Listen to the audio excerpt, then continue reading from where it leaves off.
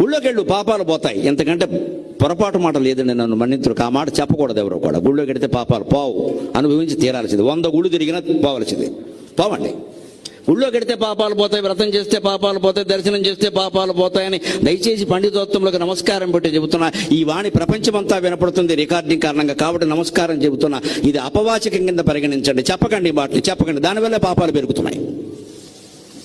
ఎన్ని పాపాలు చేసినా సరే వాడు అనుకో ముక్కోటి ఏకాదశి నాడు ఒక్కరోజు తిరుపతి వెళ్ళిపోతే అయిపోయింది. ఇంకా మర్నాటి నుంచి ఫ్రెష్గా పాపాలు చేసుకోవచ్చు అని పోయాగా.